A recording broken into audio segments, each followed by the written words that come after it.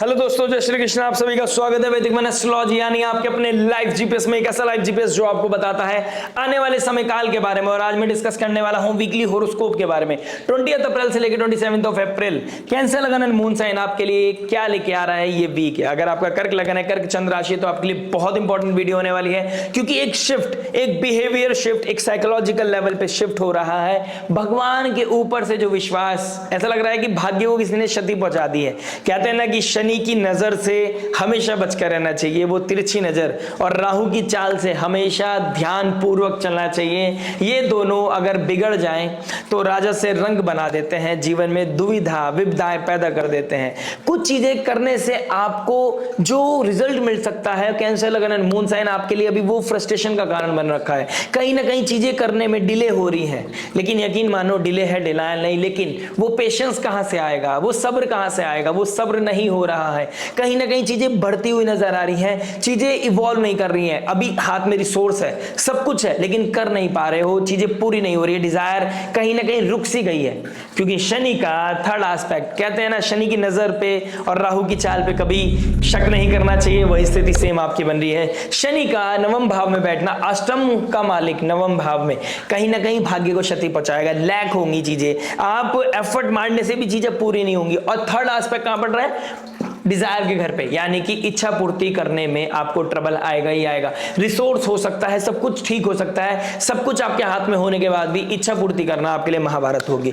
आपको किसी प्रेम है, प्रेम को संबंध में बांधना, फिर भी चैलेंज आ रहा है। कोई लैंड प्रॉपर्टी लेना चाहते हो, वहां भी चैलेंज आ रहा है। आप कोई चीजों को फुलफिल करना चाहते हो, आपकी कोई इच्छा पूर्ति है किसी भी तरह की, उससे पूरी करने में यहाँ पे चैलेंज दिख रहे हैं। प्लस गुरुदेव बृहस्पति आगे बढ़ रहे हैं अतिचारी होके, एक राशि परिवर्तन करने वाले हैं, बहुत जल्दी आपके 12वें घर में आने वाले हैं। देखिए, ऑल्दो 12वां घर गुरुदेव बृहस्पति का होता है, लेकिन गुरुदेव बृहस्पति अपने अकॉर्डिंग चीजें यहाँ पे प्लान करते हैं, यानी कि आइसोलेशन, मेडिटेशन, भक्ति, त्याग। और यहाँ पर एक गलत डिसीजन, ओवरबोर्ड हो जाना, अपनी डिजायर को पूरी करने के चक्कर में आपका ओवर इंडल्जेंस किसी चीज में या ओवर लैप कर जाना, यह आपके लिए ट्रबल हो सकता है। हो सकता है आपका एक्सपेंडिचर्स बहुत ज्यादा बढ़ जाए, पैसों का नुकसान, या फिर आप बहुत ओवर थिंकिंग कर ले तो mental depression, anxiety, hospital land कर सकता है। 12th हाउस हॉस्पिटल का भी होता है। कोई गलत शॉर्टकट, यानी कोई स्पॉन्जी स्कीम, शॉर्टकट लेना, किसी तरह के कंट्रोवर्सीज में पड़ना, किसी ने आपको यकीन दिला दिया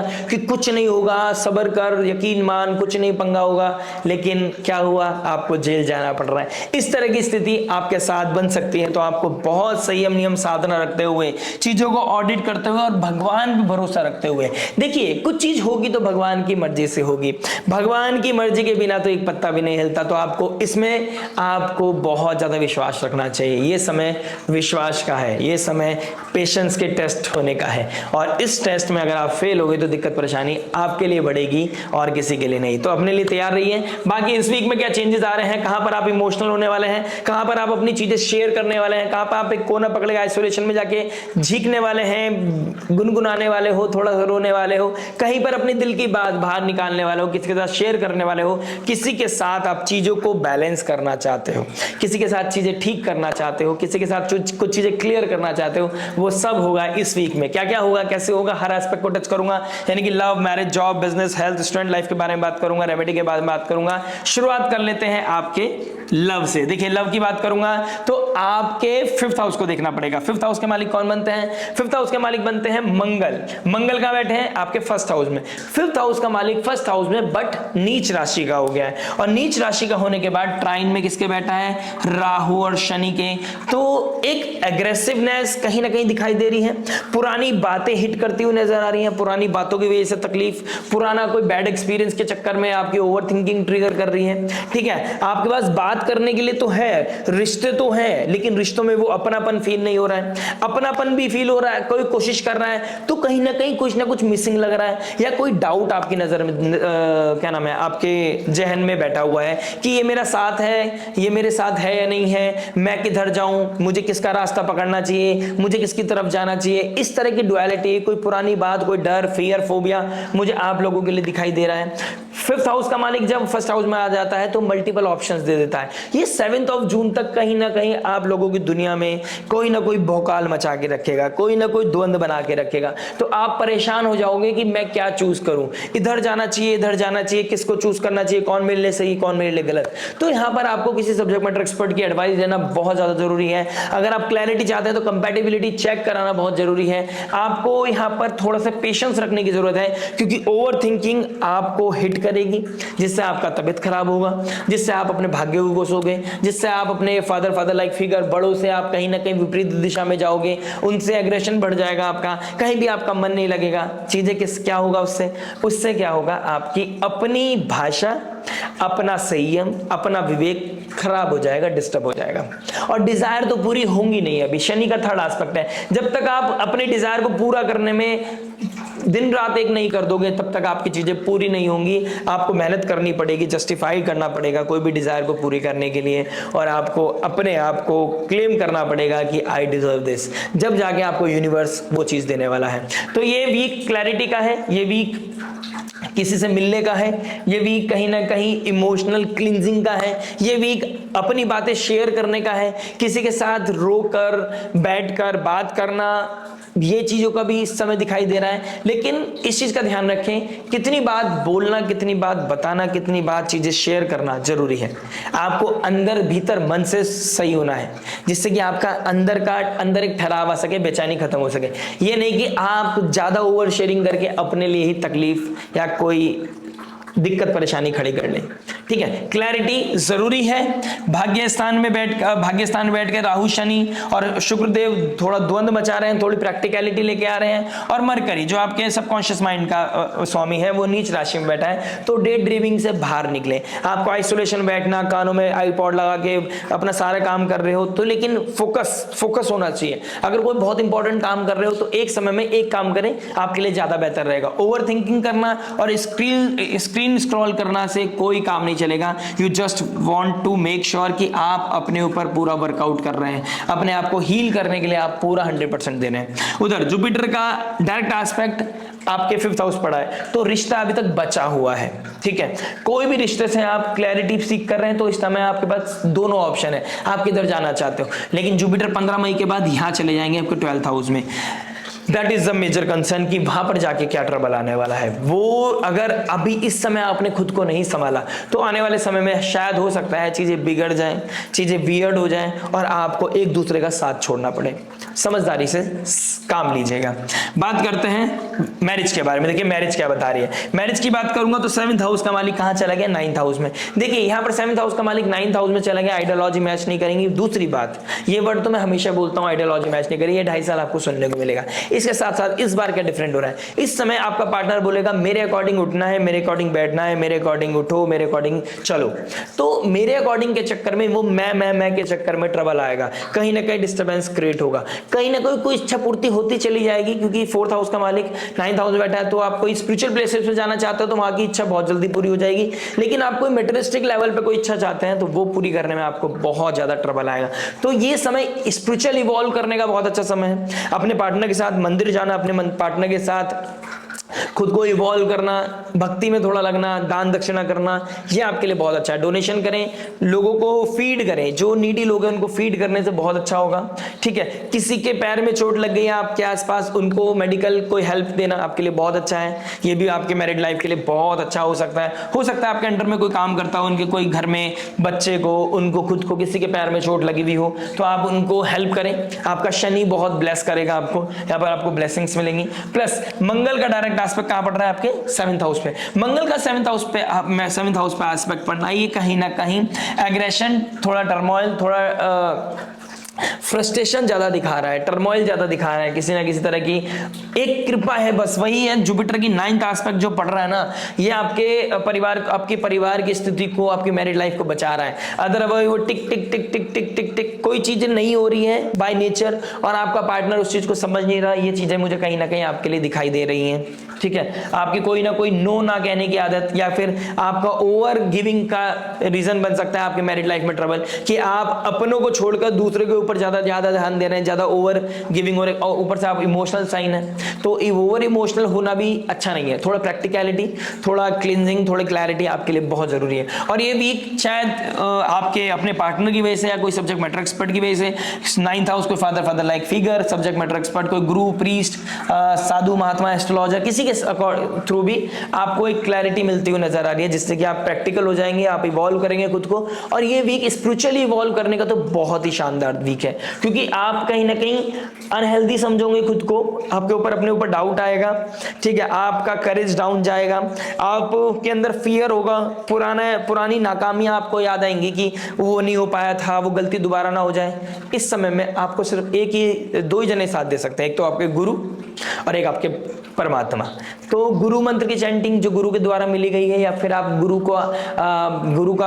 गुरु के आश्रम जाना, ठीक है, भगवान की सेवा करना, कोई डोनेशन करना, ये आपकी मैरिड लाइफ के लिए बहुत अच्छा है ये वीक। और ऊपर से न्यू मून भी है, यानी कि अमावस्या के दिन कोई दान करना आपके लिए वैसे भी अल्टीमेट रामबाण रेमेडी हो सकती है। तो अपने मेंटलिटी का थोड़ा ध्यान रखें, मेंटल हेल्थ का ध्यान रखें, अपने अंदर पीस बना के रखें, करेज को बना के रखें, वही आपकी अथॉरिटी को बढ़ाएगा। नहीं तो आप अगर खुद लो हो गए, मन के हारे हारे मन के जीते जीत, ये आपको ध्यान देना पड़ेगा। ये वीकेंड बहुत इंपॉर्टेंट है, राहु की चाल में मत फंस जाना, अपने आप को एक्टिव रखना बहुत जरूरी है। बात करते हैं जॉब के बारे में। देखिए जॉब क्या बता रहा है, जॉब की बात करूंगा तो आपका 6th हाउस का मालिक कहां चले गए, 11th हाउस में। देखिए 6th हाउस का मालिक 11th हाउस में चला गया है, अतिचारी हो रहे हैं गुरुदेव बृहस्पति, बहुत जल्दी जाने वाले हैं 12th हाउस में। गेम्स के लिए तो बहुत अच्छा है, कोई गेम्स करना, इच्छा पूर्ति होना, लेकिन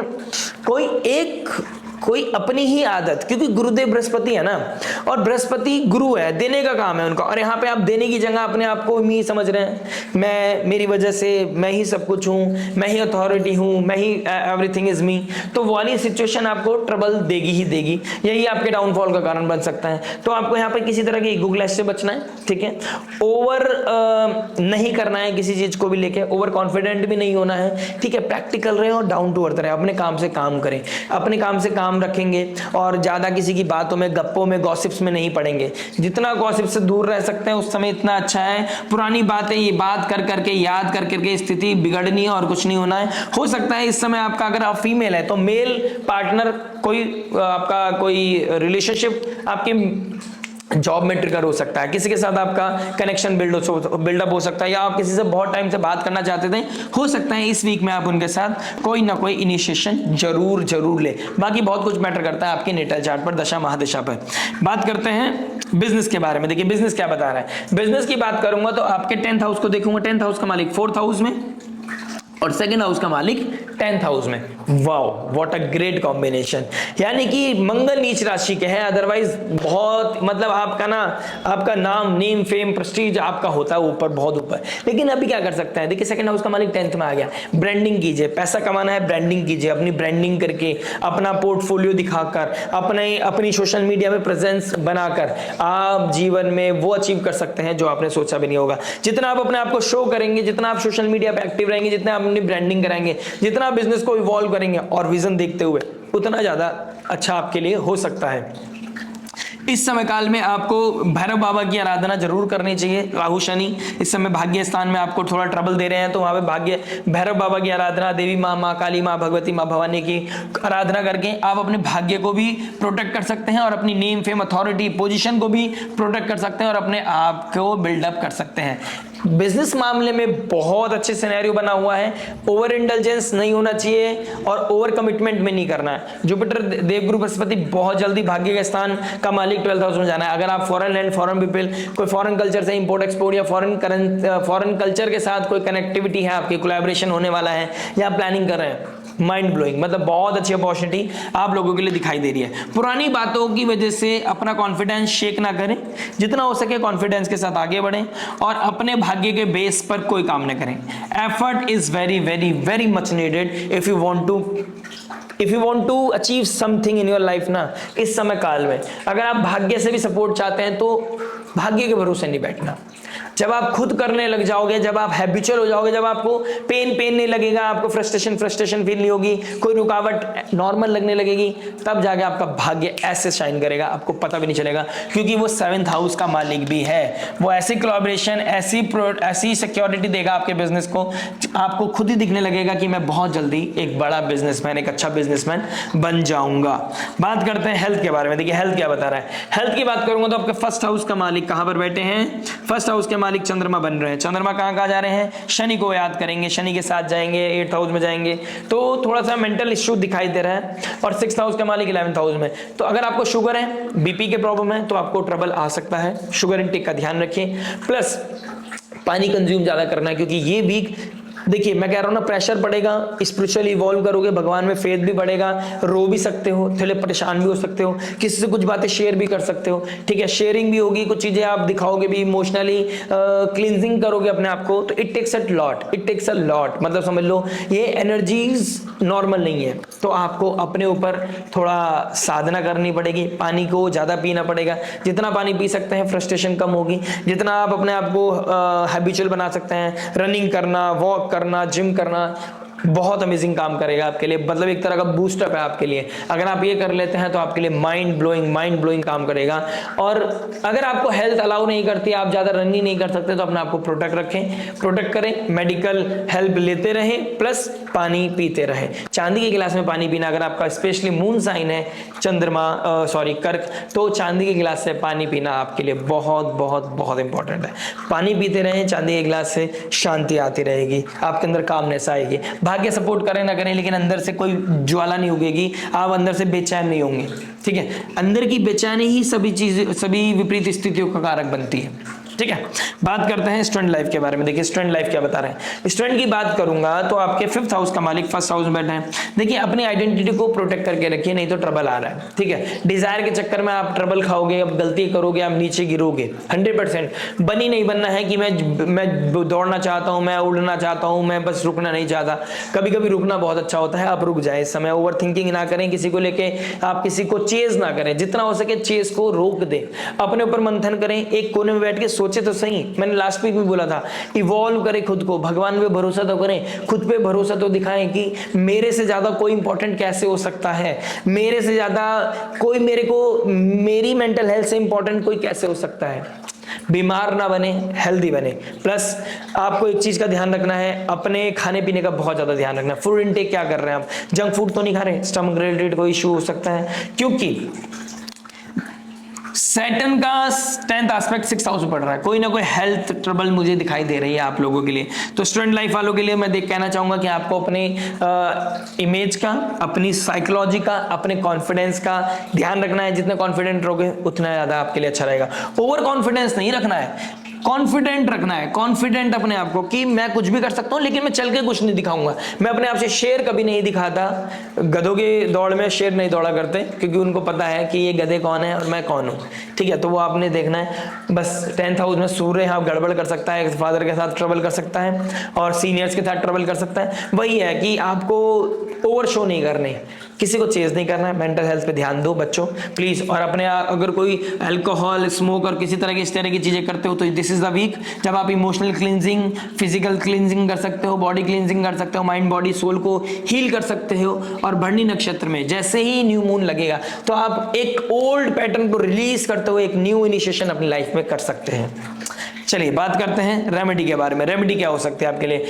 रेमेडी वही जो रामबाण हो सकती है आपके लिए। 9वें भाव में इतने सारे ग्रह बैठे हैं और 1st हाउस में मंगल बैठे हैं और चंद्रमा अभी 9वें भाव से निकलेंगे, यानी कि वीकेंड आते आते आपको एक अच्छा एक्सपीरियंस होगा। एक मुसीबत, कहीं ना कहीं मुसीबत से आप बाहर निकलोगे, एक मुसीबत कहीं ना कहीं खत्म कर दोगे आप। इस तरह की चीजें मुझे बहुत अच्छी दिखाई दे रही हैं। प्लस आपको अपने अंडर में कोई वर्कर्स है उनकी हेल्प करना चाहिए। किसी नीडी को मेडिकल एक्सपेंसेस आपको बियर करने चाहिए अगर आप कर सकते हैं, पहली चीज। दूसरी चीज, ओम नमः शिवाय की chanting is very very very necessary for you, ठीक है। आप गुरुदेव बृहस्पति और शुक्र देव का राशि परिवर्तन हो रहा है। सूर्य देव आपके 10th हाउस में बैठे हैं, तो आपको सूर्य को अर्घ देना प्लस किसी गुरु के मंदिर जाना, गुरु मठ मंदिर जाना आपके लिए बहुत इंपॉर्टेंट हो सकता है। वहां पे जाके आप मंदिर की सफाई करें, आप शिवालय की सफाई करें, आप मंदिर की सफाई करें, बाहर नहीं जा सकते अपने घर के मंदिर की सफाई करें, आपके लिए बहुत अच्छा होगा। आपकी जो थॉट प्रोसेस क्लीन हो जाएगा, आपके कोई ना कोई ट्रबल है ना वो क्लीन होने लगेगी, आपकी हील होने लगोगे, आप ऑटोमेटिकली आप कोई ना कोई चेंज देखोगे। इसको रेगुलर प्रैक्टिस करें। जब तक शनि और राहु एक साथ है ना, यहाँ पर आप मंदिर की सफाई करें, आप अपने घर के मंदिर की सफाई करें, आपके लिए बहुत अच्छा समय हो सकता है, आपके लिए बहुत रामबाण समय हो सकता है। आशा करते हैं वीडियो समझ में आया होगा।